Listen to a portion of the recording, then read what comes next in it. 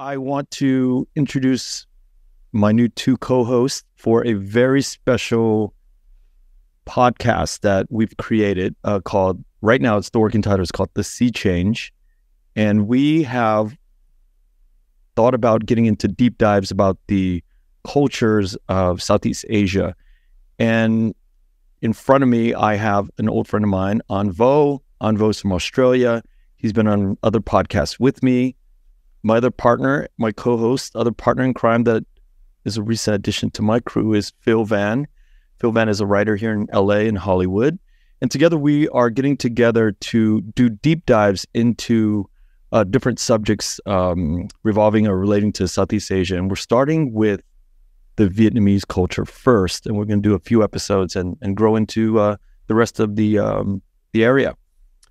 So today we're going to talk about the history of pho, and we're going to talk about where people land on when it comes to pho. There's so much to talk about. There's just so much different points of view and where it comes from and who created it and how it's affecting, the modern Vietnamese all over the world.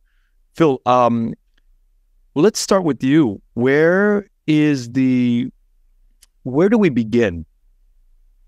Probably with the history of pho. I think that's a good starting place, right? Yeah. We can all maybe talk about what we know, what we think we know about the history of pho. It seems like it's debated, and rightfully so. I think its origins are slightly murky. And we know that it arose toward the end of the 19th, start of the 20th century, right around the time of the beginning of French colonization. And we know that it really came into prominence in the mid-century, like around the 1950s, when it kind of took hold of the entire country.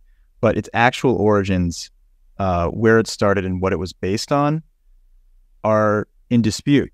I think there's no question that it came from the north, from a town outside of Hanoi. And there's no question that the French interactions with the Vietnamese related to the foundations of pho. The wording there is tricky because I don't believe the French hard influenced the start of pho. I don't believe it's a French dish. There's a French dish called pot de pho, spelled F-E-U, which some chefs and historians say is what the name pho is based on, but I actually disagree. I think there are other arguments that it's based on two different types of Vietnamese dishes, one that was a buffalo soup and one that was a river crab soup with rice noodles, and I think that's far more likely the origin. But the French colonial influence definitely did relate to pho as a beef dish. We know that the Vietnamese didn't eat beef regularly in dishes before the French came and introduced steak frites. They loved killing cows. And my favorite, I'm going to narrativize this. I can't help it. And I'm going to give you my perspective and my opinions about it. But I also want to play devil's advocate in the reverse direction, just so that we can actually debate the origins of pho and what it represents to Vietnamese people. But I was going to say my favorite sort of hot take on it is just that the French came in, brought in a bunch of cows, killed a lot of cows. They were opening textile plants in various cities around the north, and they ate the prime parts of the beef, and then they gave the Vietnamese people that were helping them the scraps and the bones. And pho was kind of a make-do dish. It was a dish that that a lot of merchants and workers flipped and said, "Can we take this river crab soup or this buffalo soup and adapt it to the new influx of pretty low grade beef product we have? And can we use the scraps the French are giving us to make something kind of interesting?" And they adapted their soups that they were already selling from roadside stands mostly to incorporate this kind of crappy beef product. Yeah. And they made a dish that was better than the prime rib and steak and stuff that the French were eating. There's so many dishes in the world that are similar to that. there's so many. Like fried rice is one of those things where you just take a bunch of scraps and extra bits and pieces and you just put it all together, and then that's fried rice. Yeah. And if you think like there's other, I would even argue spicy tuna is also the same thing. You take the scraps that you can't sell as nigiri, and then they chop it all up, put mayo in it, a little sriracha and sesame oil, and then they make this, thing that we know as spicy tuna. Well, that's a bit like cioppino, right? Cioppino is the same. So everyone thinks that, one of the apocryphal origins of that is, you chip in what you can to the dish. Wait, are you saying chip in and cioppino? Well, it's one of the myths around it. But yeah. Yeah, and I think Vietnamese culture is like an amalgamation of so many of these historical things. It's kind of like analogous to the Vietnamese culture, this history of pho. Yeah. So I think one of the points that came to my mind and really popped off the page when I was doing research for this was that, yes, it started in the late 19th century, right? Mm-hmm. With the French colonization, etc. But one of the points was made was that that's the recorded history, right, of pho. I assume that it may have started even before that. We don't know, right? But I think that's an important part to notice, that a lot of the history of Vietnam and a lot of Southeast Asian countries it's verbal, it's oral, it's not written, right? And I think that's a very important part, a very important point to note in all of this, our discussions of Vietnamese history or Southeast Asian history, is that, and a lot of the history is written by Westerners with a Western viewpoint. It's not from a Vietnamese viewpoint or a Southeast Asian viewpoint. So let's get back to the history. When we think of this idea of the Chinese, they had a lot of dishes that were probably in the neighborhood of pho. When we think about their, you go back to even Taiwan and they have their own version of beef noodle soup. But the difference, I think one of the major differences that people talk about too is the advent of roasting the ginger, the onion, the spices, because that's a French thing, to roast these vegetables. And then that roasting creates like a darker color in the broth that I think that the French brought. And you brought up a really interesting point too, is that before 1954, it was really relegated to the North. Yeah. It wasn't a Southern thing. Yeah. And I should have probably known this, but just because I grew up with Vietnamese Americans, like I didn't realize that the tradition of serving pho with like bean sprouts and mint The South and all this other stuff is just purely Southern. Like Southern. in Hanoi, they don't do it. I think you probably had pho, and they don't do it. More pure. Yeah. And it's a lot more based on just but that's a regional issue, right? Yeah. Like in the South, we have means to grow all these vegetables and vegetation just is abundant. And I think in the North, I always say you're squeezing water from the rocks. It's more austere. Yep. Yeah. Because of the economic and political backgrounds of it all. And also just a desire, from what I understand, for like a purity of taste, like a purity of broth, a purity of flavor. They don't want to add any sauces typically, like hoisin or sriracha would be verboten. But I would wonder, that's also tied to the culture of the North. Yes, the South, I was just going to say that. It's like very conservative, very austere. Again, the word austere comes to mind when I talk about the North, right? But is it by design, this pho, like austere kind of like focus?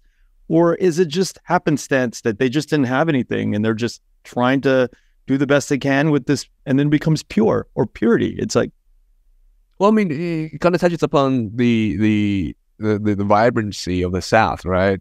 It's hotter weather. There's a lot more trade, I think, because of the ports in the South.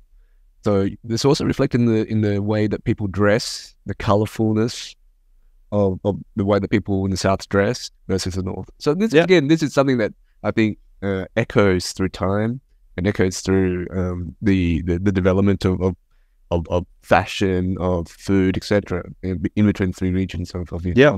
So, go ahead. A cool fact I read was that the bean sprouts and mint leaves in abundance were actually added a cooling factor to the soup, just because in the South they want it really warm. It's supposed to be comfort food in the colder weather, or in the North. Yeah. But in the South, they needed to adapt it to like a hot weather dish, which is so interesting. Yeah. So interesting. So can I ask this really interesting question? For me, it's like, when we think of Vietnamese, right, especially in the US or Australia or other Western countries, we think of Vietnamese. One thing springs to mind. The first thing is the Vietnam War, right, and the second thing is pho. But in your research, we're saying that pho only, the written history at least, only arose in the late 19th century. Let's say 1850s, 1870s, right? How is it that pho has come in the last, let's say, 100, 150, 170 years, come to define Vietnameseness? I find that amazing, right? It's really interesting. Yeah. Fascinating. And it's an ode to the adaptability of the culture. And I also think it's funny that the tendency, and it's no shade on the Hanoi version of pho, but the tendency to sort of think of pho as a pure dish is funny, because it comes from such hybridized places, right? Like it's such a, as I said, a make-do dish. It was a dish based on just what was available, the limited resources available. But ain't that the irony of culture all over the world? I mean, nationalistic pride, all of it is like, it comes from like an amalgamation of a lot of things, right? Yeah. But you're right. The North is just so, it's pure, very pure, but it's brought in from so many different places. Yeah. I think one interesting debate, and it's not like a hot debate, but in reading about the origins of pho, it seemed like there were two soups that were Vietnamese that led to it, and they both were also make-do dishes, right? One is with buffalo meat, and buffaloes were typically hauling and farming animals, so they weren't bred to slaughter the way that the French were breeding cows, specifically for meat.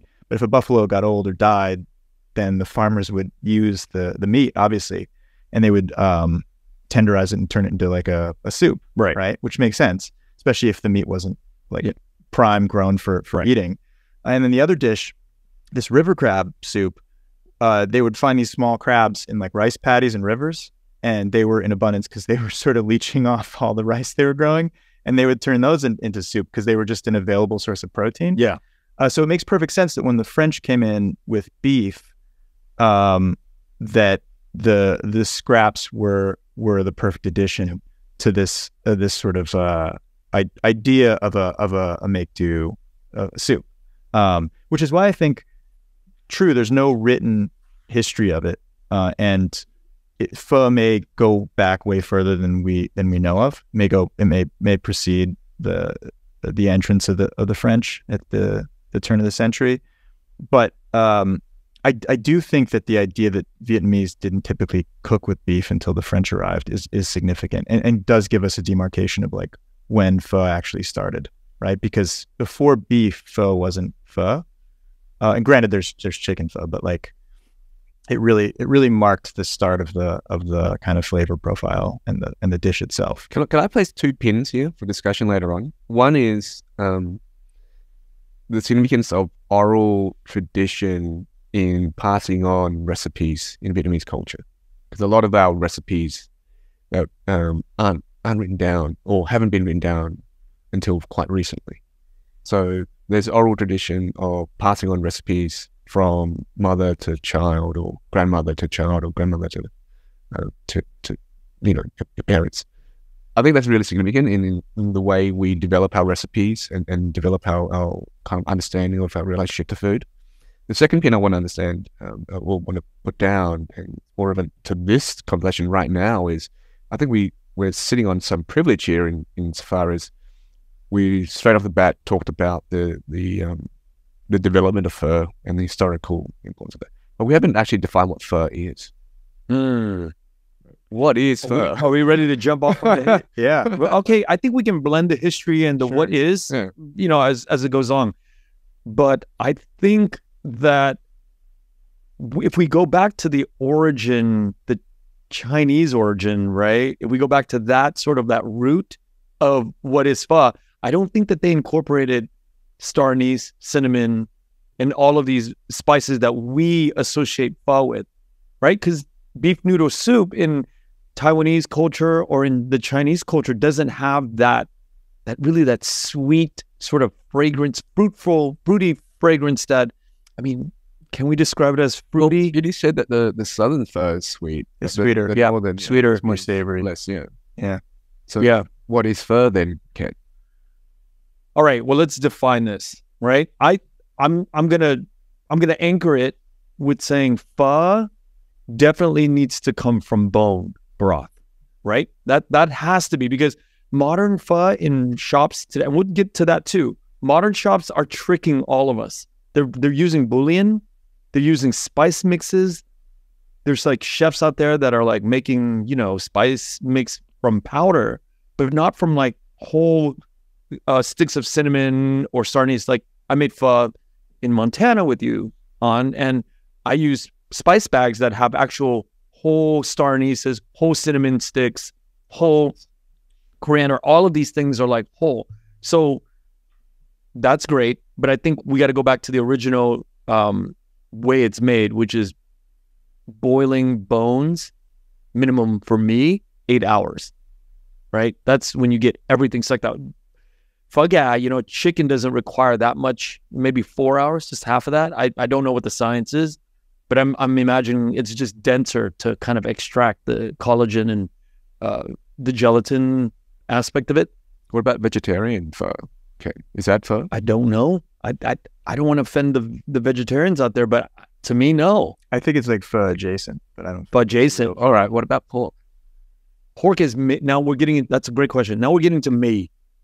Mei is noodles. So when you start doing pork bones, and then you put noodles in, that's like mei. All of the hutiu, all of that is made from pork. Nobody makes it from beef. So there's a distinction there. So what's the difference between pho and hutiu then? Flavor profiles. The pork doesn't have cinnamon and star anise and all this other stuff. Huge difference. So what I'm hearing from you then, Ken, is that pho is a combination of beef, cinnamon, star anise, coriander, all of that stuff. So you can't combine, ginger. You can't combine the spices with pork to make pho. Yeah, you don't. Yeah, But how can you say that and say you can do star anise and cloves and garlic, etc. with chicken, and that's pho and not pork? It's interesting, yeah. Well, apparently pho ga was a big controversy. Yeah. When it was introduced in 1939, it was a big controversial dish because people said this isn't pho. But it was because of a restriction put on farmers and the population by the government because they were killing too many, cows or buffalo. They were killing draft animals. So they said you can't kill any working animal on Mondays and Fridays. You can't serve this meat. So chickens were the resolution for restaurants to keep serving the dish. But why not pork then? Why chicken? I guess pork would make it a totally different dish, right? I mean, I think pork tastes so different. But there was no restriction on culling pigs, right? Just as there was no restriction on culling chickens. So from a pure accident of history, chicken pho is accepted as pho, but not pork. I find that just totally interesting. Yeah, that is really interesting. Very interesting. It's a great question. I just know that you never make hutiu, the broth for hutiu, with beef bones or chicken bones. You just always make it with pork bones. So that's what I'm hearing from you guys is that it's an artificial distinction there. But because this goes back to the future of pho and the westernization of pho later on. But we'll discuss it later on. But I don't think pho ga has the same spices though as pho ba, beef ba, beef. Pho. Then again, my question is, what is pho? Again, that's a good question. I mean, bone broth. The distinction is really important specifically because of the later westernization and kind of gentrification. And then some of the there's the cultural appropriation. But that's my question. Right. Fundamentally, we need to define the topic, and the topic is pho. So we need to have a definition of pho. Well, I think if you ask any Vietnamese person, they would say that the true pho is beef-based, right? No question. Like pho ga counts, chicken counts, but it's not really pho. Like if you want to have a real bowl, it's going to be beef with rice noodles. Those are the two basic, and the boiling of bones for boiling of bones to create. So you've got bone broth, and you have thinly sliced beef typically, or some variant of beef, and you have rice noodles. Those feel like the essential ingredients. Everything else feels like it's never egg noodles, tapioca noodles. Definitely it's not. Nothing. Yeah, it's just rice noodles. So two things come to my mind when we're talking about this definition. Right, one is I know I want to see it, right, and the other is a line must be drawn somewhere. It can't be drawn anywhere. I love those two things. Right? I love those two things. Right? Because it talks about authenticity, but then authenticity is a very controversial word in food. Like, what is authentic? Yeah.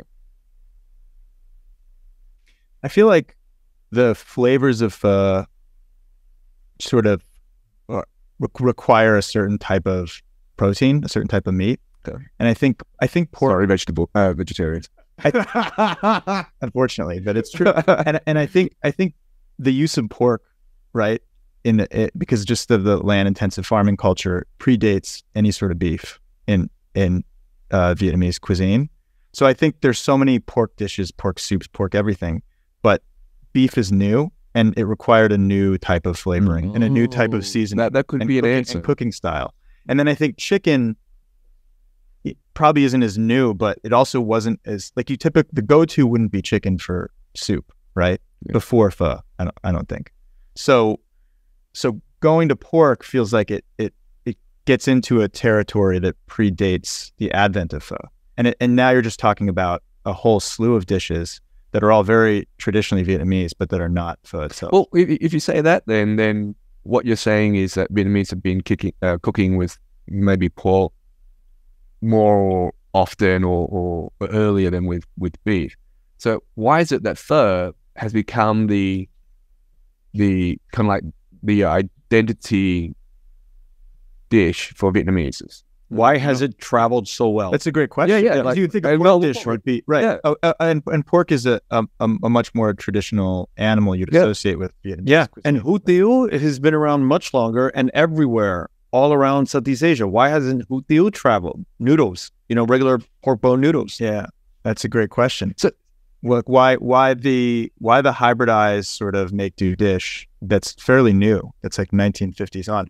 Probably because it's a product of the French colonization. It survived the war, right? This is another thing that I think is really beautiful about pho, especially if you eat it in a lot of Vietnamese American restaurants. Pho 79, one of the oldest pho restaurants in America. I think the oldest one, right? The original. Beard. Yeah. James Beard, Orange County. Yeah. They had a bunch of like chefs and judges come to sort of test it, to taste it and sort of give their deduction of what it was. And a lot of Vietnamese taste testers couldn't figure out if it was northern or southern. And the owner of the restaurant said, well, we want to combine all flavors so that this dish like jars your memory no matter where you're from in Vietnam. So I think the dish itself is a sort of unification dish. Like I know it when I taste it. Yeah. Right. It does what what I think a lot of Vietnamese people that's a very wish was done. Got a picture in my head right now. But I will go back to this idea that An just brought up is why does it travel so well? I think because hủ tiếu has a lot of variation. It just has so many different variants. And I think pho is very sort of like, it's just a streamlined product. You just know it when you taste it. And there's not, if you think about the memory of taste, there's not a whole lot of variance when you eat pho. I mean, a lot of people make it different ways, but ultimately there's always cinnamon. There's always like star anise. There's always a beef, for the most part.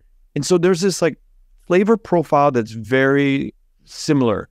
But when you go into other soups of Vietnamese origin, it's kind of all over the place. So can I ask this question? I'm the only one who's been born in Vietnam in this trio, right? Yeah. Mm-hmm. But I left Vietnam when I was 5, essentially. And unlike these other two, where were you born? Hawaii. Okay. Yeah. And Ken, you were born in East Coast, Pennsylvania. Yeah.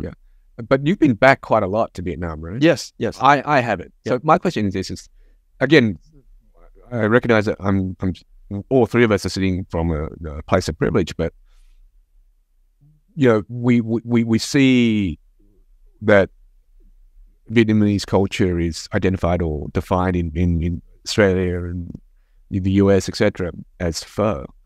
But what do the Vietnamese people in Vietnam think? Is pho the national dish there as well? Or is it hủ tiếu, or is it something else? Well, it's a great question too. Well, I don't think any one of us are equipped to answer that, because this podcast is really, and I'll bring this up. This is a more international podcast that comes from 3 Vietnamese diaspora community members. So that question, I don't want to offend anybody in Vietnam. So I'm very aware that I don't have the privilege to speak on behalf of people in Vietnam. 100 million people in Vietnam might think very differently than what we might answer. Yeah, they may have different national dishes we couldn't speak for, but I mean, we can attest to it being pretty ubiquitous, right? Like, go there and it's everywhere, and it's super affordable. Like a bowl could be like $2, and I think everyone eats it all the time. So, well, that's the thing. Yeah, that's the thing too. Here, I don't think people outside the Vietnamese community understand that pho is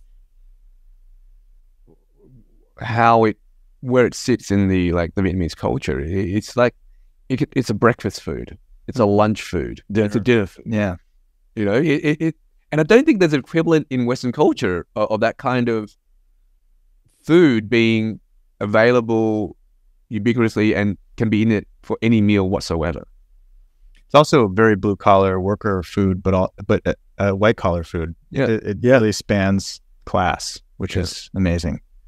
It's considered a fast food for the most part, right? Yeah. But anyone would eat it. No one's above eating a bowl of pho. No, pretty crazy if you think about it. What's interesting is, this gets into another topic which we can broach more later. But I was looking at on the Michelin page and just reading about some of the fancy attempts at sort of westernizing pho and serving it with truffle oil, lobster. There's $100 bowl. Yeah. Anam in Saigon. Yeah. Yeah. Peter Franklin Kung, I think, is the chef there. But in order to talk about that, you need to talk about the price structure. Yeah. Of a bowl of pho, right? A basic price structure. Now, if you were just to use $10 as a standard, because we're still in that kind of neighborhood. Really, there's $15, $17 bowls now, but let's just use $10 for easy mathematics. $2.50 is used for raw good, the cost of goods, the ingredients, and then $2.50 is for you don't want to go above 25% on labor, and then you have another 15% on rent, and then so really, I want to focus on the $2.50, so 25% of the food cost. Now, if you think about a bowl of pho that I make at home, sometimes it's like $15 for just the raw goods, because I want to spike it with all that bone, right? If you take 15, multiply that by 4, which is 25%, that's a $60 bowl of pho. So how can you eat a $2.50 of raw materials? You're basically just consuming powder. So the cheaper your bowl of pho is, the more screwed you are. And we don't think about this modern day. We just think that we're getting a cheap bowl of pho that tastes good. Well, anybody can make pho taste good if they got a good palate. They can trick you using bouillon. They can use fish sauce. They can just play with the ingredients, a little rock sugar that can kick up the umami, and it'll make it taste like a good bowl of pho. But the only way you're going to be able to check this is if you order a bowl of pho to go, let it cool down, put in the fridge. Next day, if it doesn't gelatinize and you just see a muddy powder at the bottom of it, you're not eating pho bone broth.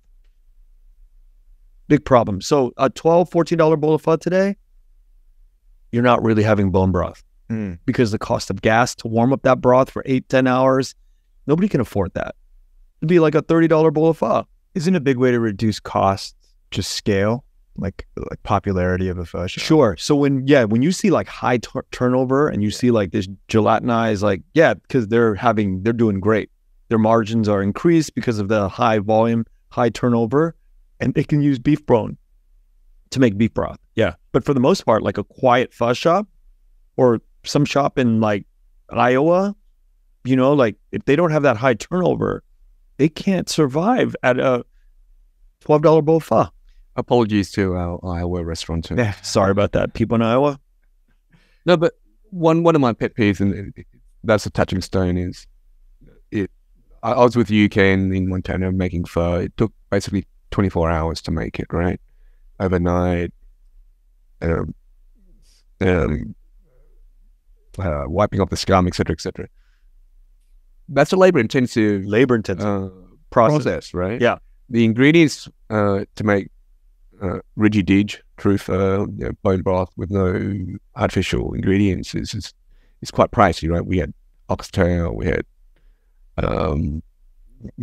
nice cuts of meat, nice bones. That pot, I think, costs at least $500. I know. I mean, because there's 10 of us. That's just the broth too, right? Yeah, well, the broth, the meat, I think it costs, very expensive. But we ate it we had 3 meals out of it, 10 guys. Yeah. But it was very expensive that, we all chipped in for that. Yeah. But my pet peeve is knowing that the cost of ingredients to make a true, natural, non-artificial broth or pho, etc., and the labor intensiveness of that process. I like to contrast that with Italian pasta, right? For example, let's take, for instance, spaghetti bolognese. To my mind, it's just pasta, mincemeat, which is very cheap, and tomatoes, and maybe a dash of herbs, etc., garlic, maybe some onion. I don't see how restaurants can charge $30 for a plate of like 45 for spaghetti bolognese, right?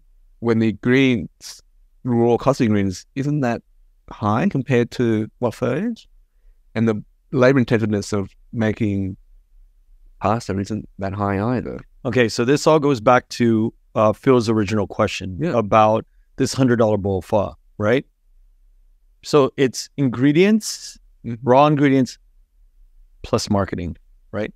Plus social cachet. Yeah, the awareness of like how valuable your food is, right, on the market.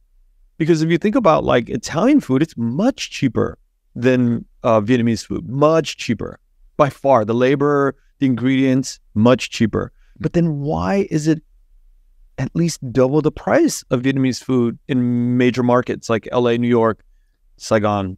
Yeah, and do we reflexively poo-poo the idea of $100 bowl of pho? Whereas before I've heard of in recent years of $100 burger, right? Mm-hmm. Again, it's mincemeat, right, which is fairly cheap. Some lettuce, tomatoes, and a bun. Yeah, you know what I mean? It's like I don't understand why pho, given the cost of ingredients and the labor intensiveness of the process, should be relegated to a $10 or $15 bowl of, and restaurants can't demand more than absolutely $17 or $25. Well, $100 burger would probably be like Kobe beef or Wagyu, right, or something Wagyu, with truffle oil and all that. Oil. Yeah. I mean, I think the origins of speak to when I read the pricing up the $100 bowl story, it made me cringe a little, just because it's not meant to be. It doesn't feel like it's meant to be a soup served in a fine dining setting. It can be, certainly. I think it's competitive taste wise with any sort of Michelin star dish, and I think many people have attested to that, many chefs and judges and things. But like, it feels like it's inherently in every man's dish. It should fundamentally be sort of proletariat and affordable and available. Spaghetti bolognese is the same thing. It's an every man's dish. It's not like high. It's not like a high culture kind of. Well, I guess it gets to like intent, right? Like, would you want to see pho as a fine dining dish, as an expensive dish? But again, I think we're looking at it from the lens of Western culture, right? It's like, this is what fine dining is. Sure. And soup is not a fine dining dish. It's an appetizer or a starter. I'm sure you could find like a $50 bowl of lobster bisque, or I'm sure but that's never the main meal, though. Yeah, and it's very rare if it even exists.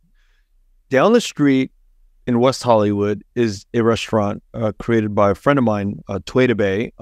She created this restaurant called Didi in the heart of West Hollywood. $60 bowl of pho. And every time I hear somebody complain about her $60 bowl of pho, I correct people, because I'm like, no. we should allow for a $60 or $100 bowl of pho, because whatever made her charge $60 bowl of pho, whatever inspired that price point, she probably has some logic to it, which, just like Viet Thanh Nguyen, we should have a plenitude of storytelling. We should have a plenitude of price points for our food, right? Yeah. No questions asked. It's just unequivocal for me that you should be able to charge for that, right? And it's your choice to go or not, but let's not complain that when a Vietnamese woman wants to charge $60 for a bowl of pho at her restaurant, that's a wrong thing. I applaud it entirely. I support that. Yeah, I mean, what I'm arguing is that is it about time that we increase the social cachet component of the price for pho and other Vietnamese dishes, right? Yeah, how do we elevate it? That's the question. No, it's not elevated. I think so. Let's think about this for a minute. You've got the cost of raw goods or ingredients. You've got the service, the rent, where you are, etc. Right, and then on top of that, there's a profit margin. But on top of that, I think there's a social cachet kind of factor where it's like, yeah, you're allowed to charge that little bit extra because it's this dish, right? I think for a long time now, for decades, Italian cuisine has been able to do that, right? They can charge $30, $45, $60 for a bowl of spaghetti, right? French food for a longer time, I think, has been able to do that too, right? Yeah. Basically because Western culture has seen Italian cuisine and French cuisine as this higher plane of existence on the food scale. And then that speaks to the cultural currency and the cachet of being French or Italian, blah, blah, blah, right? Why is it that Vietnamese cuisine and to a less extent now Chinese cuisine and even to a less extent now Japanese cuisine, we can't charge that social cachet factor into our pricing of our food? That's interesting. I've been to Didi. It's great. And I agree. We should be able to price point it based on zip code and customer base, right? Based on like what the experience is, because that's such a part of the markup in any cultural cuisine. Because Japanese food like sushi and sashimi has been able to make that leap, right? Man, they $400 that leap, but also you almost can't find. You can find some affordable sushi, but not like good, Yeah, but you're looking at $500, $800 omakase. Sure, it's insanity. Yeah, it's the preparation, the preparation cost, the labor cost of sushi. I think it's less than it's a pho, right? And pho it's labor intensive. It's hard to make, and the ingredients takes a long time. Yeah, but all right, let's argue about this because I think in Japanese omakase and sushi, there's a lot of variation. I think in pho, it's kind of limited. It's beef. You get the premium grade A bones, right? Grass-fed or whatever. And it's limited because I think our tongues are so limited by the dynamic sort of range of taste. But when you dip into uni and you dip into different sort of crab meats and different types of tuna, there is a big variation on where these parts are sourced from. You're also paying for the expense of the raw material, like the meat or the seafood itself is so expensive, right? And then the freshness, the speed at which it's picked up, delivered, and made. Like I feel like, and the chef's awareness of what they're doing in the Japanese cooking world, I think it's like it's another level. Yeah, it's different than. Are you saying Vietnamese cuisine cannot reach the level of? It can, but it hasn't. It can, but the level of preparation on a sushi chef, I think, is like it's complex. But I also think there's Vietnamese cuisine. That's a story that's been sold to you, and you've accepted that. I think. Sure. Prove me otherwise. Fight me. Well, fight me on this. For me, I think a lot of Japanese cuisine is based on subtlety. Right? The subtle flavors. It's not bold and vibrant. But in order to get that subtlety, there's a lot of prep that has to go into that subtlety. There's a lot. Tell me about this prep. Okay, when you think, like, director Bao Win has told me before, and other artists, that they all kind of talk about this idea of simplicity. In order to get simplicity in storytelling too, you have to strip away so many layers and make so many choices of what to keep in it and what to take out of it, right? So I think Japanese chefs have that sort of, in order to get down to that pure essence of the taste and the flavor of that meat or that crab or whatever, there's got to be a lot of prep work that's put into it. So cutting the meat. No, there's ways Selecting the meat. No, there's ways you freeze it. There's ways you clean it. There's ways you wash it. There's ways you season it. It's not just what you see is not what you're just getting. There's a lot of prep work that goes into it. Japanese food, but the same argument can be said of Westerners in their kind of approach to pho, for example. Like they don't understand the preparation, the selection, the blah blah blah, right? We can sell the same story to Westerners about pho that Japanese people have been able to sell to Westerners around sushi. I think we can sell other parts and other dishes, but I think it's just a little harder to sell pho, just simply because it's such a... You drank the Kool-Aid, Ken. No, I'm actually making the Kool-Aid right now. I think it's... I see it both ways. I mean, I think Vietnamese cooking, making pho is incredibly difficult. Westerners can't do it for the most part. So there's a barrier to entry, which should price up the dish. Yeah, right? I think this also applies here. Like we're so familiar with pho and how to prepare it that we kind of downplay the artistry in it. Right. It seems sort of like basic understanding, but for the most part, the Western world can't comprehend like what it takes. Same as our like, right. Us three, we're kind of foreigners to Japanese cuisine, right? So when they tell us that all this complexity, blah blah blah blah blah, and this artistry, it's like, yeah, I'm not familiar with preparing sushi or sashimi. Right. I understand that story that you're telling me, and I accept it. But if we put aside the Italian comparison for a second, which I think is diverse because you've got like Amalfi Coast Italian, right? You've got like Mediterranean style Italian, then you've got like Bolognese. But put that aside for a second, and you think about like the Japanese Vietnamese comparison. Mm-hmm. Again, going back to what I said, like Japanese food's based on raw ingredients that are incredibly expensive and rare and hard to source, like buying fresh fish that at a high grade, like buying fresh ahi, for example, is so pricey to start that it prices up the dish. Whereas my thinking about most Vietnamese dishes, like I think about the first dish my dad taught me to cook, which was a caramelized pork stew. We looked for pork butt. And I said, can we get normal pork? I don't want to eat pork butt. He said, no, it's got to be pork butt. It's got to be the lowest grade, crappiest pork, the pork that you would never really typically want to eat because we have to like stew it for 10 hours on the kitchen stove. And that is a completely different approach to cooking. It's using, again, the scraps or the lowest grade stuff to create the highest level of taste, which is to me the beauty and the irony of Vietnamese dishes and cooking. So that's so typically how it works in Vietnamese cuisine, whereas Japanese is the exact opposite. It's doing the least possible to the most expensive cuts of seafood or meat. Well, several points I'd like to make. One is that sushi isn't an everyday dish for Chinese people. Sure, right? So, so making the comparison between pho and sushi may be a little bit too much of a stretch. But when you talked about French food, when you talked about using the lowest grade of pork butt, etc., to make some Vietnamese dishes, everyday dishes, that kind of points me to the French cooking, where there's a lot of technique and a lot of process to transform very ordinary ingredients into a higher plane of cuisine. For me, French is like it's all in the technique, right? French is the pinnacle of cooking. Yeah. But it's because of the technique to convert from lower grade to a higher kind of like taste profile.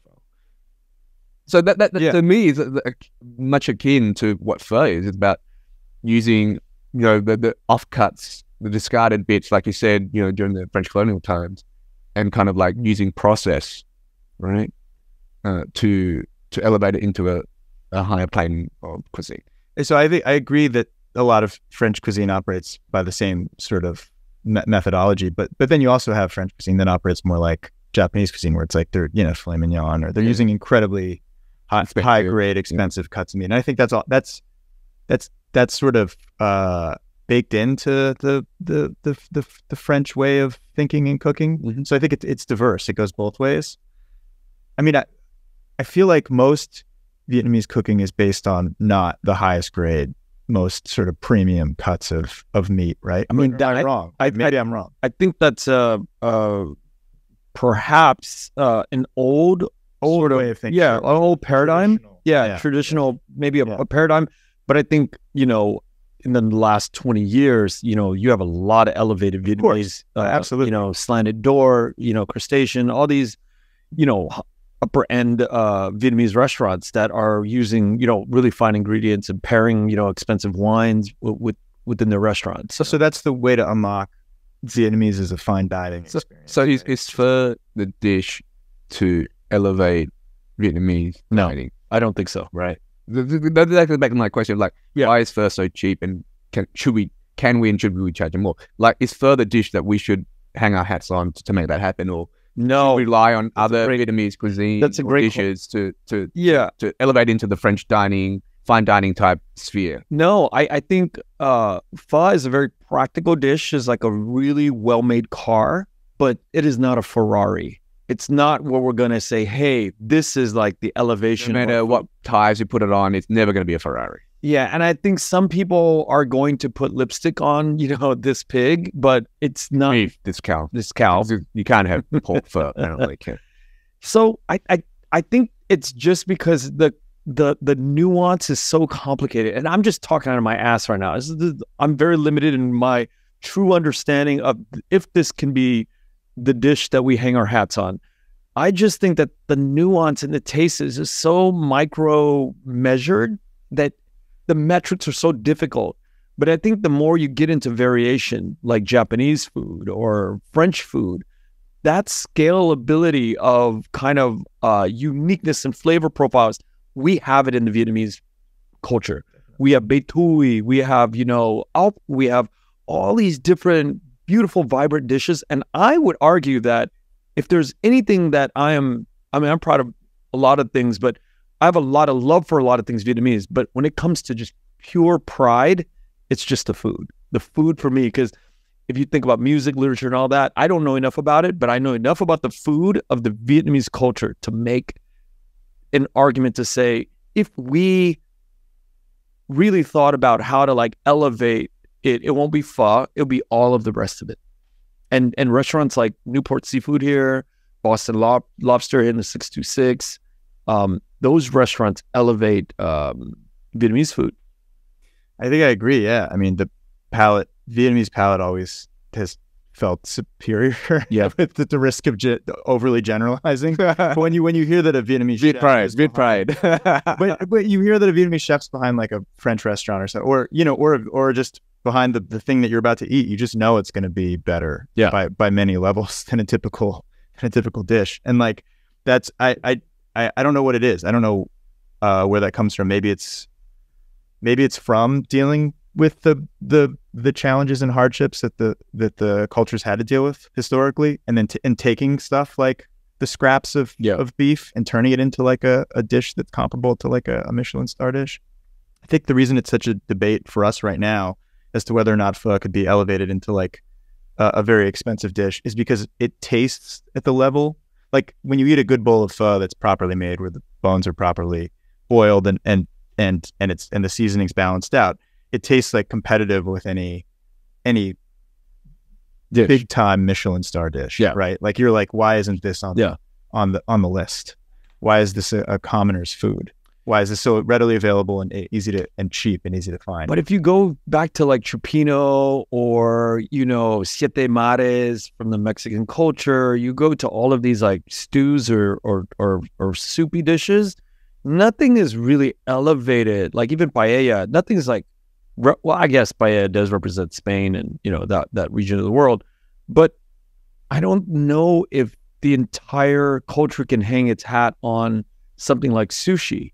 Or something like, you know, French cooking has its own pockets that, and even California cuisine, you know, made famous by Chez Panisse, Alice Waters, that stuff is sort of like the variety helps the entire movement of that, like that niche, Japanese, sushi, California cooking by, at least Alice Waters, Chez Panisse, ushered in a whole era of like different types of innovations within that food space.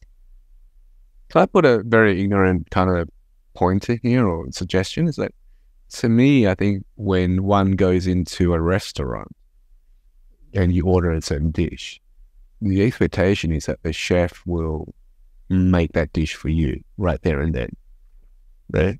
Mm-hmm.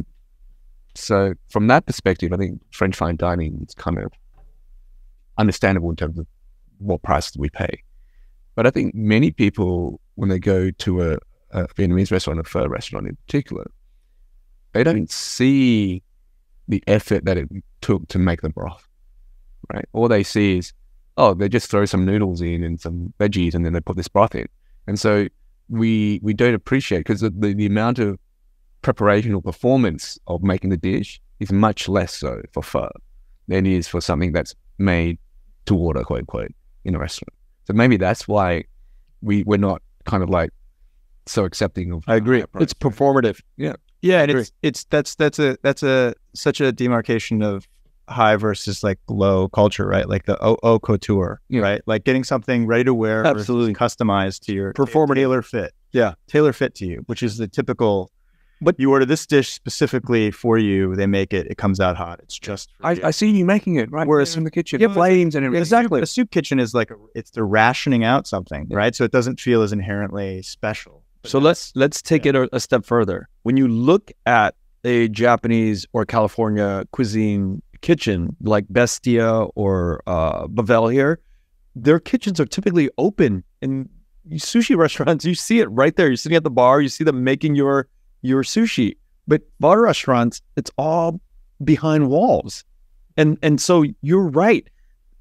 Most of this marketing schematic is an optics issue. It's a performative optics issue. You see that by analogy to ramen, for example, versus sushi, right? Ramen is very similar to pho, that the broth is the thing. But let me tell you, ramen shops, they have their pots at the bars. You can see them scooping it up. All ramen shops they're out in the open. You could see them scooping up and doing their magic in front of you. But that's a very cultural thing too, though. Like if you go Japanese, it's all there, right? Maybe the hint is to Vietnamese restaurateurs is to have an open kitchen where you put the performative, be on display. Yeah, it's interesting, which is not very Vietnamese thing to do. I think that's amazing. Right? That's an amazing point that you bring up. It's not very Vietnamese to show it off. Right? And there's not a lot to show. I'm sure you could spice up the aesthetic of it. Yeah. But I remember, just getting into like personal experiences. My mom were divorced. My mom's white, my dad's Vietnamese. And can you say that a little bit more clear? He just like ran over that. I'm like, wait, what? My mom and dad got divorced when I was young, and my mom's American, my dad's Vietnamese. But my dad was together with the owner of a pho shop, a woman who he never remarried, but she was sort of like a stepmom for a while in Hawaii, and it was a very successful pho shop. And I remember going back into the kitchen and the mats being covered in like grime and grease, and the pots that they were boiling bones in were just going for days, for hours and hours. They'd change them out at the end of a full day, but they were huge pots, and just seeing the steam emitting from the pots, it was like walking onto a factory floor. Yeah, it felt like industrialization. It didn't feel like a pleasant dining sort of experience or aesthetic, so it might be tricky. I guess with ventilation and stuff, you could adapt that. It could be probably quite a show. Steam emitting from these big... fire is acceptable in a kitchen, right? Sure. It's a French kitchen or whatever, but steam isn't. It's kind of interesting. But I remember it was also sort of like a crash course in like capitalism and sort of in the brutality of like popularity in capitalism, just because she had a popular shop and the clientele was consistent, which allowed her to time her boils. Like she could time the boiling of the bones and serve. She could estimate very clearly what her clientele was going to be, and because of that, she could get the price point down on the cost of the raw ingredients. She could serve very cheap, make a lot of money. But shops that were somewhere in the middle automatically fell into poverty because they couldn't time the boil. Absolutely. So when you're saying like using powder and stuff, I actually just have a tinge of like sympathy for for shops that have to do that, because I know they don't have, a lot of those cooks, if they had enough clientele, if they had enough customers, they could elevate into consistent bone boils. But that goes to the chicken and the egg. Like, what came first? The fact that you started using bouillon and powders, or the fact that you started using bone from the get-go, from the jump? So if you start using bone, people can detect it, and so they're doing well. My theory is if it's in Iowa or something, or Ohio, it's probably that they tried bone, it didn't work, so now they have to resort to bouillon because they have to get their price point down. Many shops do that. Yeah. Many shops start out doing the bones, Yeah. and then they have to transition over to bouillon. Because why wouldn't they, right? They know the proper way to do it if they're chefs, if they've cooked for a long time. Absolutely. And they want it to taste really good because they want to sell the biggest amount of it. But then there's not an inherent respect in certain communities for what the proper flavor is. So the result is just spotty, inconsistent customers, and they can't cook for a massive base. This was crazy. It was like equivalent to going outside of like a soup kitchen in like a poor area, because there'd be a line out the door. People would come in a stream. It felt like they were coming in for a ration, not for a proper meal. But that's what a popular pho shop was like in Hawaii. Yeah. You know?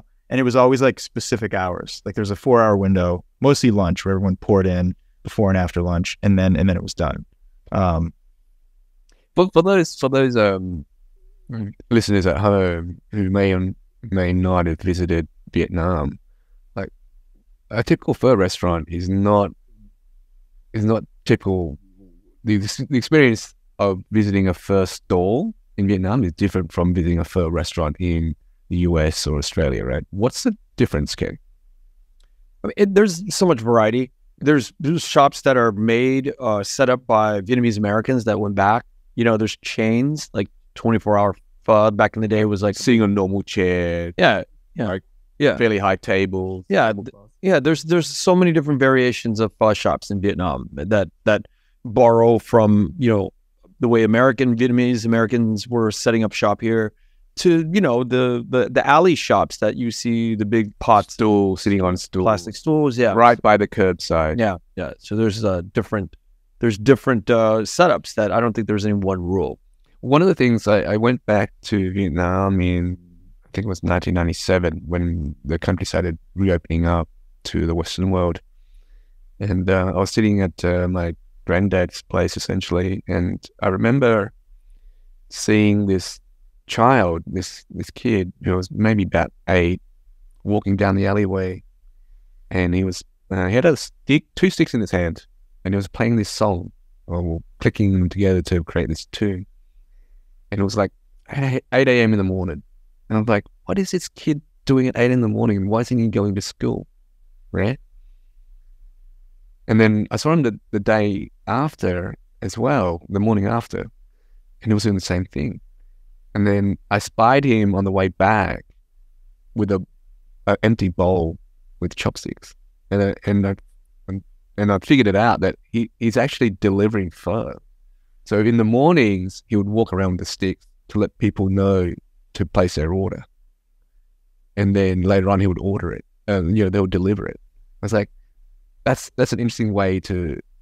This is my personal experience of first. Like, that's interesting, right? It's food delivery before food delivery, essentially, right? You don't need to go to a roadside stall. You don't need to go to a sit-down restaurant. It can be delivered to you by an 8-year-old kid in the morning, clanging sticks together. It's like that's a very wide spectrum of experience of pho. Yeah, Vietnamese culture. Yeah. And it started that way too, right? You know, a lot of pho was portable. Like it was vendors on wheels, right? Yeah, or hauling carts, who could be mobile. They can move around the city, post in different spots, and they could also deliver things to like other vendors or people's houses. Yeah. My personal history with pho is in 1997. I had a pho restaurant at UCLA in the Westwood Village, the heart of it. In 97, I was like, just got out of the Marine Corps. I was like 22, 23. Was dating somebody at UCLA, and they're like, hey, there's no Vietnamese food around here. So I, along with my mom and one of her church friends, we got together and we pulled together money and did this pho restaurant. And then in 2017, I had another restaurant, but pho tacos. and I had that for a while. But these things are difficult to pull off. They're just. Tell me about this pho taco. Yeah, Tell me about this pho taco, Ken. So I was cooking at the night market here from 2012 to whatever that year was, 2016, maybe 4 years. This is in Orange County, Los Angeles, right? LA, Orange County in the Bay Area. And so I was making, there was like different iterations, right? I started out with yakitori, which is Japanese grills. I had a Japanese partner my first year. He really taught me how to cook. And things just got so expensive and hard to do. So we slowly transitioned over to making fusion tacos. And then, so we were making all these fusion tacos made it from lemongrass and honey and all these flavors that were in tacos. And then I was at a friend's house one day. He's like, hey, you should make pho for us. And I was like, okay, cool. So we made pho. And then I was in the kitchen and he's like, I got an idea. You should make pho tacos, but call them fuckos. We need to repeat on that one because it goes back to the restaurant names, but go ahead. Yeah. And I was like, that's a brilliant idea. And then we did it. But I figured that you had to make it differently, which is you had to like crank up the spices and crank up the fish sauce. You know, you reduced it down so that when you bit into a regular bowl of pho's meat, it's very subtle. But in a pho taco, you got to like crank up the volume, right? So that's what we did.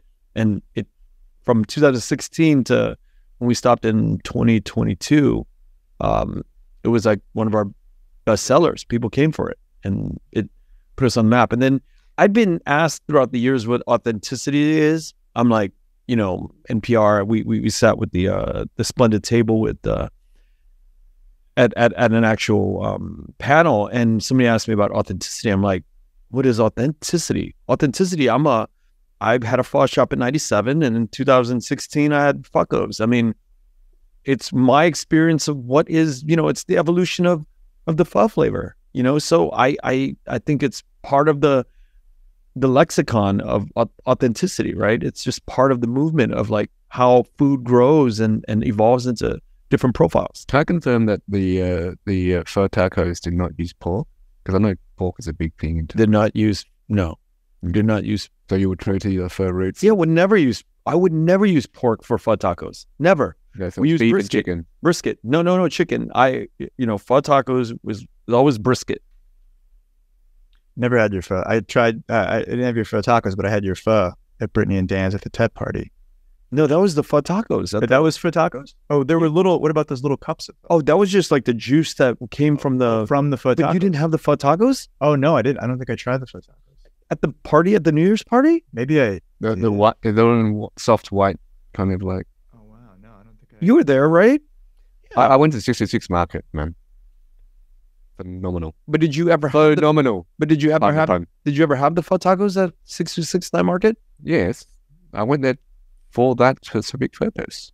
But you also went in Santa Monica. Yes, for that particular purpose. I was so good. I think you just said purpose. Like purpose. You're unintentional. On purpose. Yes.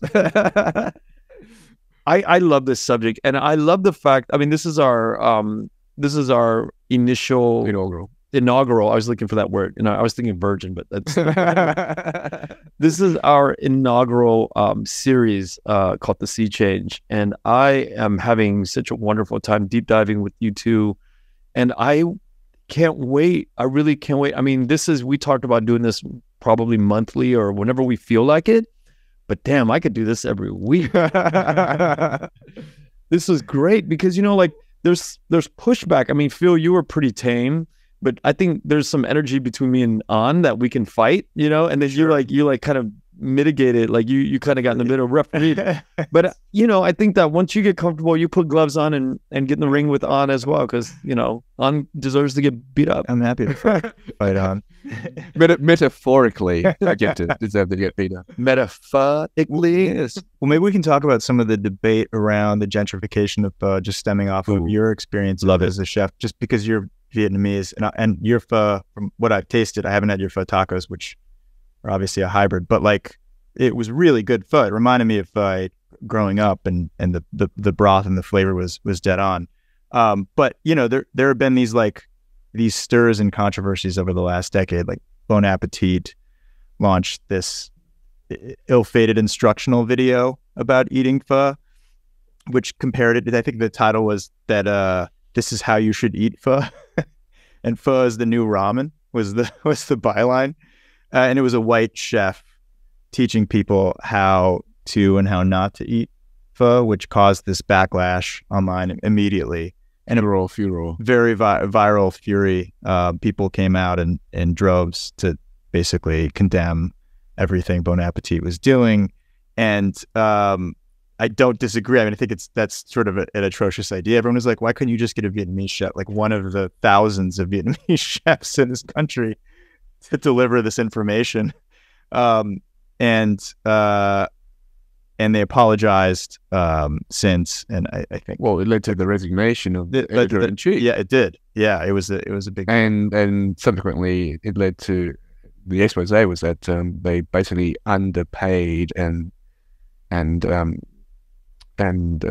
under-respected essentially their non-white staffers.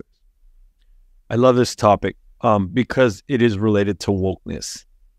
Yeah, it's related to wokeness, and I think that, you know, God, we hear people complain about wokeness all the time, but there is a time and place for this wokeness idea. And this is a prime example of when wokeness is very necessary. And I think that we traditionally in the world before social media did not have guardrails on culture. Yeah. And this is a prime example of why we need guardrails to show that you can't just put anybody in these positions to talk about and to navigate a dish like pho. Well, my concern is this: is that, you know, in this discussion so far, we've talked about the adaptability and kind of like variability of pho, and we had a hard time defining what it is, apart from it having these certain herbs and definitely being beef, but maybe possibly chicken and definitely not pork.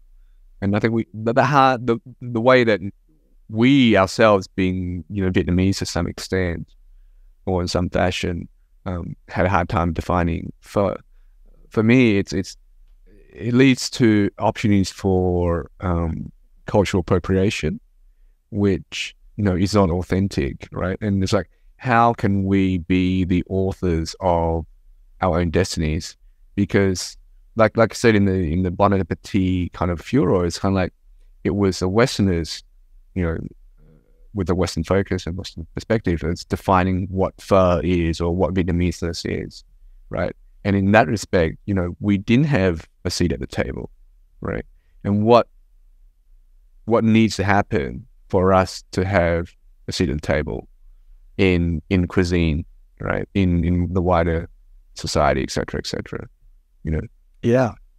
I mean, that's a great question. And circling back to what is pho existential, you know, query, like there's another case of 3 years ago, but this one's more specific, and this gets more to the heart of, I think, the question of the origins of pho and what pho actually is.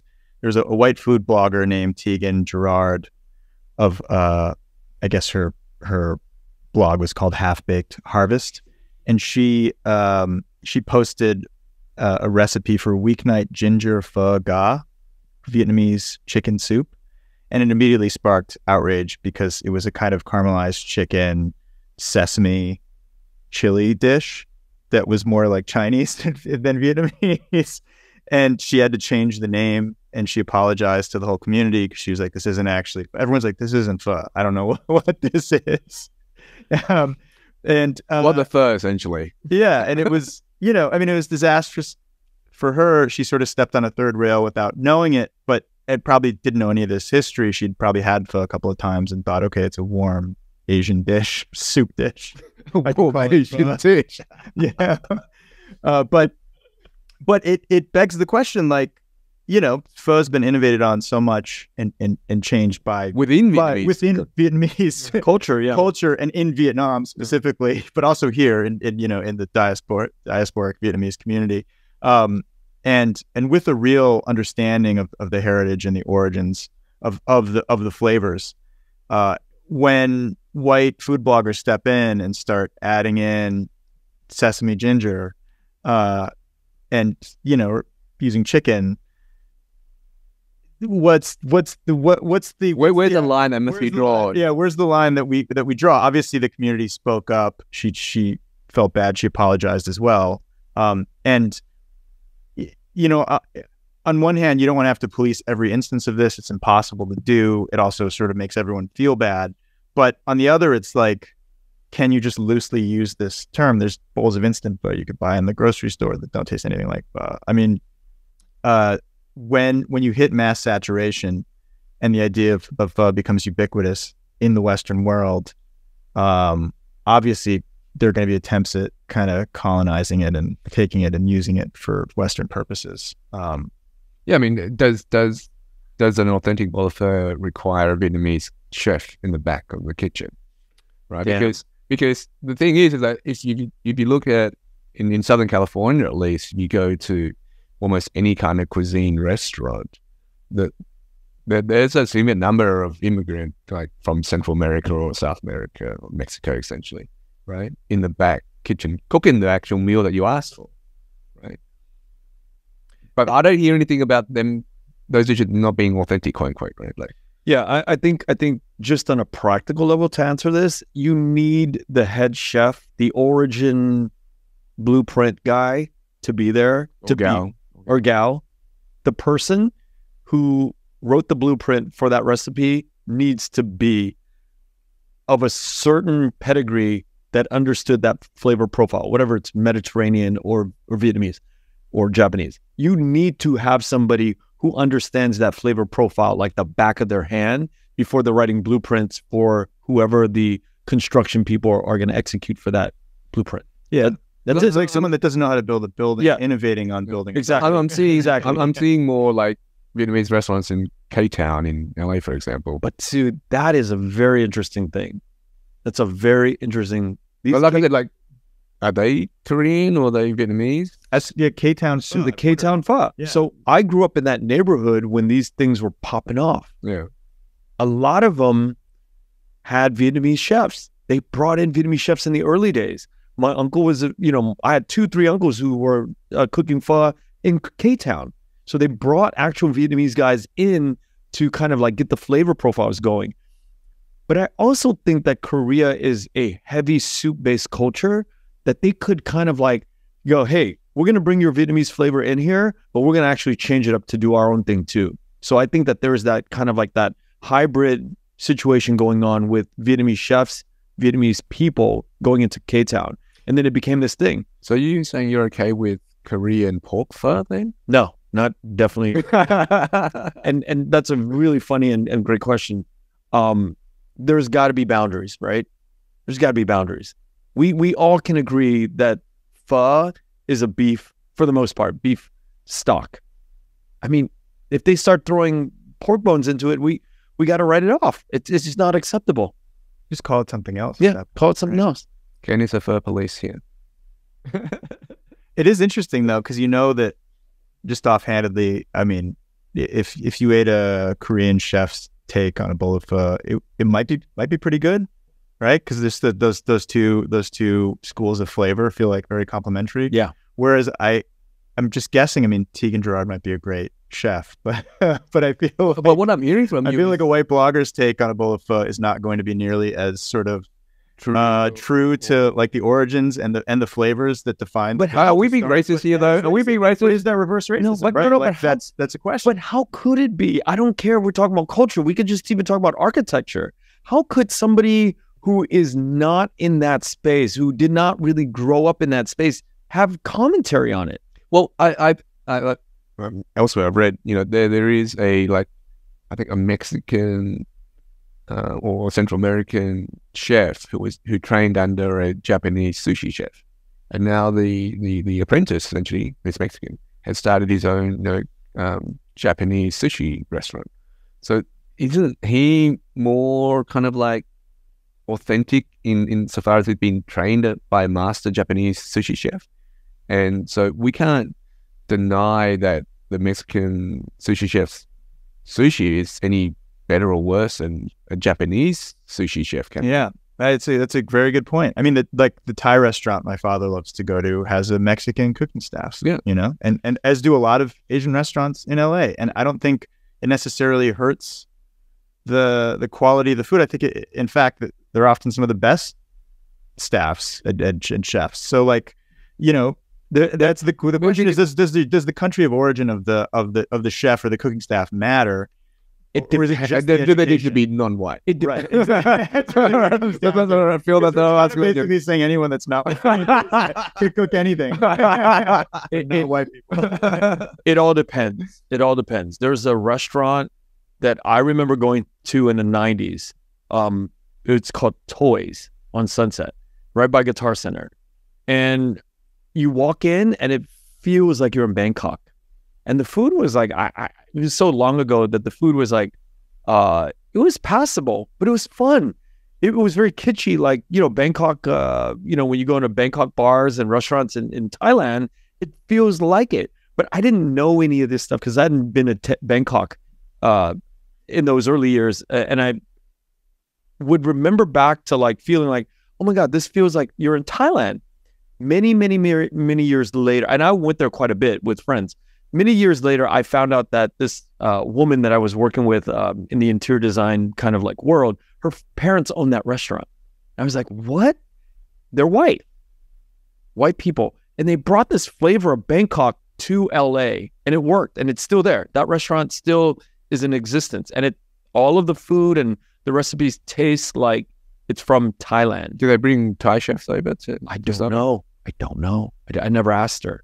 But nobody in LA really disputes Toys, TOI, as a not, nobody's ever raised any eyebrows about it being not Thai. It is a very well-established Thai restaurant in Hollywood. There's also, I mean, this very well-established, maybe less traditional, but Pak Pak in Portland, out of Portland, had a white chef, right? Yeah. Who I think it divided a lot of people opinions, but like, yeah, that is the question. Like, to what extent do you need to study and train and understand the origins of the food that you're cooking in order to make it without? Well, that gets to my point much earlier on this podcast. Is that a lot of our Vietnamese cuisine traditions is orally passed down from generations, not written down, right? So it goes back to like, to really understand and be authentic, you need to train under them because a lot of the recipes aren't written down. So typically you train recently your parents or your uncles or, you know, your family. And in that kind of way, you're not only passing down the recipe, right, but also the history and the culture around that kind of experience, right? For me, you know, watching my mum cook, she tells stories about my family or her family, etc. It's not only an opportunity to pass down recipes, but basically to learn more about your own family and your own history, the culture, etc. Any period, that's it. Yeah, which is beautiful. Yeah, my dad would make a dish for me, and no matter how simple it was, you could taste his personality in the dish. It was very much his dish. Yeah, one of the things that I read across in this research is that you know, in Vietnamese culture, showing love is a verbal thing, right? It's a thing of action. Yeah, you know, and so cooking is one way for our parents, essentially, and our grandparents, to show love. Yeah, I'll take that. I'll take that all day long. I also another quote I read, which I mentioned earlier, but just the idea that the food is memory, that the food is a kind of functional nostalgia. Yeah, right. That it allows you to engage, especially if you're part of the diaspora and you've left, you're a refugee. It allows you to engage with like where you're from in such a deep and meaningful way. So to then take that and turn it into like a Instagram blogger white dish, it's a crazy sort of departure, right? But go ahead. Can I ask you this question then? Right. So from my perspective, I think as Vietnamese settle in Western countries, you know, first generation, second generation, third generation, and onwards, and in parallel, pho and Vietnamese cuisine is being increasingly adopted and adapted by non-Vietnamese people. what do you think is the relationship between subsequent generations of the Vietnamese diaspora with pho, right? Because whereas when we were growing up in the 80s, perhaps, and maybe even to the 90s, going to a Vietnamese restaurant for me was an occasion, right? Because I lived in, a fairly white kind of suburb in Australia. And so going to a Vietnamese restaurant was kind of an occasion. And Vietnamese food wasn't as normally accepted, right? But now, I was at a restaurant yesterday, a Vietnamese restaurant, Sunday noon lunch. I got in there and there was a smattering of Asian people. But there was like a table of 4 white people there eating pho. Right? For them, I think it wasn't an occasion to go to a Vietnamese restaurant. It was just like a run-of-the-mill, hey, we need something to eat, let's go to pho. Right? It's become kind of like embedded in society that pho is kind of like accepted and normal. Right? How will the younger generation of Vietnamese relationship with pho and Vietnamese cuisine change or may not change in relation to us? Like we see it differently right now. Because for me, the parallel here is like sushi, right? Sushi wasn't accepted in Australian culture until the early to mid 90s. I can still remember in university, college for Americans out there, hearing white girls say, "Ooh, sushi, I can't eat that. It's raw fish." Right? But nowadays, like sushi, no one bats an eyelid about going to sushi, essentially. Right? It's become so ingrained in the fabric of modern culture that it's accepted and like it's not even a thing. I think pho will be too. Pho will eventually, if it already hasn't been. I think with the advent of social media, with the advent of podcasts, all of these places that really preach about culture, it normalizes these things. And I think it's representative of like normalizing cultures that are alienated, marginalized. It actually brings sort of this ability for other people to kind of take a peek inside of the Vietnamese culture. So my kid, who's in elementary school now, like, I think he'll grow up, not kind of like differentiating between pho and, let's say, fried chicken. Like for him, it's at the same kind of level, right? Yeah. And so his relationship or identity with pho or Vietnamese culture is going to be different than what we're saying, right? No, I don't know. I don't think... Is that a problem, do you think? I mean, if a good pho shop is such a staple, right, that I feel like, and it feels so unchanging. I guess I go 2 ways on it. One way is sort of the DD way, right, where it's going to be adapted into more of a modern sort of either sort of fine dining or just sort of more progressive kind of cultural regime. Right? Yeah. It'll become a part of a complex sort of beautiful pan-cultural thing that's going on at all times, right? And it's already ubiquitous and it's already, I think, accepted widely by white culture, American culture. The other way I go is I think about how when you go back to Vietnam, people have sort of moved on and progressed from 1975. But when you look at like the community here, there is a time capsule like preservation.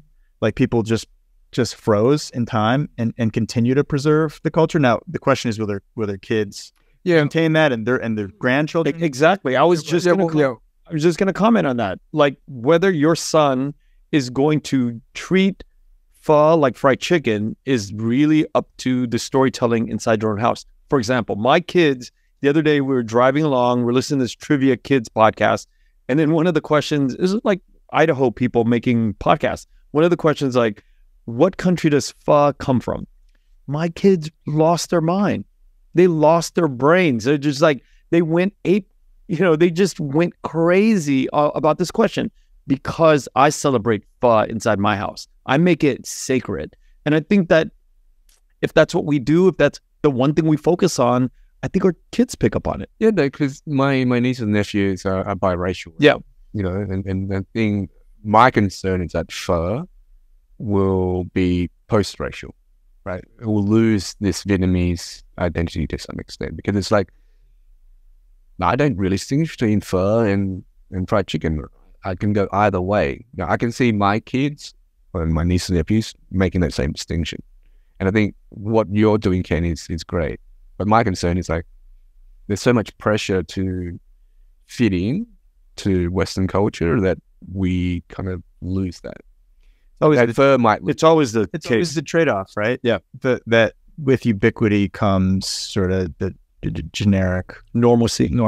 Yeah. I think how do they feel about a burrito or a taco? Yeah. You know? And those things aren't even made in Mexico. Like they were created here in LA. But I think at least by young adulthood, most people would say, oh, I know where a burrito comes from. I know where like a quesadilla comes from. Yeah. You know, it's not American born. It's from Mexico. It's from another culture, but I eat it as a regular part of my diet. And I think that's eventually where I'm assuming that's where pho will go. But again, it's different because you can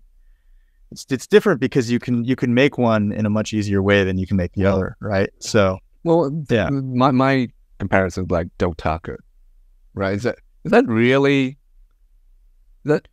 I mean, let me answer you. If pho ever becomes like Del Taco, I will celebrate that. All in, like, come on. And I don't think it means the end of anything. Yeah. Like, there's a Del Taco across the street from my car wash in Los Feliz, and there's also a taco truck that makes some of the best tacos. And a taco stand. Yeah, but I think there's a difference between a taco truck and Del Taco. Sure, yeah, of course. But it's not related to like the quality of ingredients or the preparation. It's like fundamentally, I think there may be separate cuisine.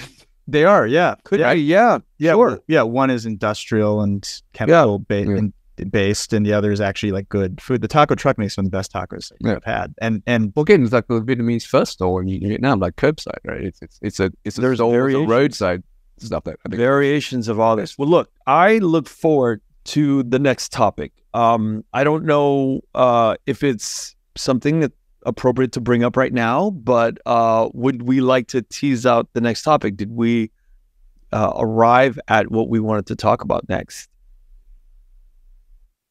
Well, yeah, I mean, look, we need to understand pho in context, right? And I think from that we need to understand what the positives and negatives are of pho.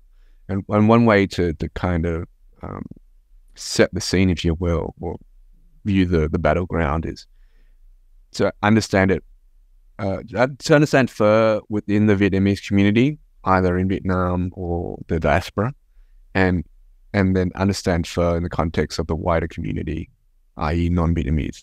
Wider society. Or whiter? I think that's a perfect kind of segue. Okay. But yeah, I mean, look, for me, within the Vietnamese community, we would come to understand through Phil's research that it arose in the late 1800s, 1954. The movement of the northern Vietnamese into the south really spread within Vietnam. And then post 1975, with the fall of Saigon, Ho Chi Minh, for other listeners out there, the Vietnamese diaspora emigrated essentially to the US, to Australia, to France, to Germany, to Norway, etc. And so there's like maybe three phases of pho development, written history anyway. And so I think discussing pho within the Vietnamese community, we as us three can talk about pho within the diaspora. I don't know if we can talk with any authority or authenticity about pho within Vietnam. No, I would never make that claim. But I do want to return back to like, what is our next episode talking about? We're done with pho. I'm done with pho right now. Do you know? Does anyone know? Let's tease it out. Why not? Let's use this opportunity to tease it out. It's right in front of us. We could really talk about this. We have it prioritized on our spreadsheet. But God, there's so much to talk about within the Southeast Asian landscape. Well, I would vote for the exploration of coffee and Vietnamese coffee. It's been on the rise in the last, let's say, 5 to 10 years, and again, it's very core, I think, to Vietnamese identity.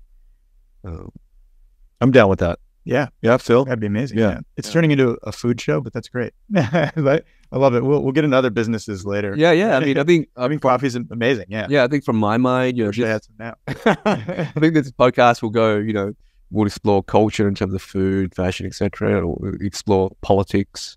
We'll explore business as well. But maybe we can come up with a rule, not hard and fast rules, but I think having just returned back to what you just said, like if we do back-to-back food, I don't want it to be a food podcast, right? No, it's not a food podcast. I mean, we're recording, right? But it doesn't mean that it's the same release kind of order. I'm teasing right now, though, and it's being recorded. Reset the tease. Because when you asked that question, I genuinely didn't have it. I was like, I don't know. Okay, what are we doing? No, I just see that it's in the ideation. I mean, that we were talking about the tease, or it's an origin of fuss. Sorry, the conclusion. So no, it's good. Till next episode. We should totally. Yeah, I guess the question is like, what do we? I could go deep dive on coffee for hours. Yeah, me too. Forever. But I don't know if I want to keep the food thing going. Maybe skip one. But I would love to talk about the idea of exports, Vietnamese exports, i.e. through like the Vin Group VinFast. That's one topic. Or even, what we've imported into our own diaspora culture, which is the music of Italo Disco New Wave. But, I'm open to all of this. There's the other, what was the big business one? Intel, Nike, and McDonald's landed. Yeah, that one's cool too. That one's cool because that's like a reverse pho episode, right? Yeah. We're talking about the influence of the West on, which, we might need an interior Vietnamese perspective on. But I can bring in an interior Vietnamese person who works for the supply chain. She's a supply chain executive for Nike from Vietnam. And she moved here to Portland to help Nike out with their supply chain. Oh, that's so cool. So it's things that we can talk about, but I won't be cutting any of this out. We're not going to cut any of this. Yeah, we're going to use it because, we've got a lot of ideas, right? And for us, it's just a fertile ground. It really is. Discussion. Yeah. No pun intended. One question I had about as I was reading through just the pho controversies that have sprung up over the last few years is just like, to what extent is it appropriative versus sort of appreciative, and I guess just like I don't know, I lost my train of thought. Never mind. No, go ahead. Well, appreciation versus appropriation, and I think that's always like the kind of like the fine line of anything culturally, any cultural question related is appropriation versus appreciation. Like, where does that fall? And I think that whenever somebody else uses our voices, cultural voices, for their own gain without acknowledgement or without sort of like the proper references, I think that becomes an issue. That's what I was thinking of. It came up in one of the articles, and it was about how the use of if it is for financial benefit by someone and at the expense of our erasure is net bad. Yeah. Right. Yeah. And that you can define that as a kind of colonization or total appropriation. Absolutely. Yeah. But then it makes me wonder like how the development of and its hybrid sort of origins cross-sectioned with that as a definition, and also how like businesses coming into Vietnam that are from America. Yeah. Well, here's a question sort of based on that. It's like, can you tell us about you creating pho tacos, right? And for us, or from our perspective, it's a great thing, right? How did Mexicans and Central Americans view your appropriation of tacos? It's a great question. Yeah. I don't know. I never asked them. There's a lot. I mean, I would say a lot of your family who are like, Salvadorians. Yeah. And so that's sort of like my placard that said, I'm okay, like either way, right? I'm okay culturally for the Latinx community or for the Vietnamese community, because I have representatives on either side of that argument. But that's a cop-out. I mean, I think the real answer was probably half the people that bought our food were of Latinx descent. So that's the answer to that. Yeah, serving the community. They were cool with it. We were cool with it. Like, everybody's cool with it. But nobody ever came up to us saying, well, what the hell is this? Notice that they were El Salvadorian and not white. They were... Right. I mean, if you get really like technical, like was beef appropriated to make pho from French colonial influence? Why isn't that appropriation? Is it because it was from a ruling power and it was taken by a subservient community. Yeah, this idea of punching up and punching down in comedy, right? It's the same thing. Same thing. And it's also like when you think about K-pop, like K-pop was taken from Britney Spears and, that era of pop, right? Exported to Korea, but as an imperial sort of power move by the US, if you think about it. But then now it goes from K-pop to Vietnam. Now, what is that? It's the same, right? Yeah. I just found the K-pop thing because, the ascendancy of Korea or South Korea in particular is based around like a factory and machinery. And so the K-pop industry is very machine-like. Yeah. So maybe that's the next topic too, is like this infiltration or the appropriation or appreciation of cultures that punch up and punch down with each other. Yeah. Something we talk about. Well, look, let's end it here. I think we can go on for hours, and let's go get some pho. Great. We're not going to end on all these great pho restaurant names. Well, that's why I lost my train of thought. I started thinking, All right. Yeah, let's end there. Let's do it. Let's do it. So I was born in Vietnam, but I left when I was 5. Like, so I'm not very familiar with like Vietnamese literal culture. But are pun that big in Vietnam? And why is like Vietnamese pun restaurant names so punny and ubiquitous? It's punny in America because the accent, the diacritic marks can go a million directions. But why have we chosen in the West to use punny names? But I'm explaining it. Yeah. In Vietnam, you can't pun names easily because the diacritics, just because they're spelled the same, but the diacritics will throw off the thing. And Vietnamese people do not have this ability to be like, logically it's spelled the same, but the diacritics no, it's a completely different spelling diacritically. So when we think of it in the West, we go so many different weird, funny directions because there's no like really tonal intonations in the language. But I understand from a language perspective, but like, why? Like, it doesn't answer my question. Like, why Vietnamese entrepreneurs in the West choose punny names for their pho restaurants? Ooh, that can be a little dicey because maybe they just can't handle the true oomph of just being pure Vietnamese, and they got to make it funny. Like fucking Vietnamese people funny by nature. Yeah, of course. Yeah, I think so. Yeah. But the other thing is like, why not French restaurants or Mexican restaurants or Salvadorian restaurants? I don't see like punny names for them. Do these make you laugh? But like, they do. They did 902 102 pho or fucking. Yeah. But here's my question though: did they intentionally do that because they? And who named it? The kids or the parents? I think the kids. Yeah, it had to be the kids, right? This restaurant's called Fucking Delicious, so that's intentional. That's the intentional adjective. But fucking is like it's just. What about timeless? Faux show. Faux show, yeah. Faholic. Those are all fanatic, intentional. Simply for you. For real. For shizzle. Whatever yum. Unforgettable. Phenomenal. In which way? Let's end it there. Thank you guys. Awesome, man. Awesome.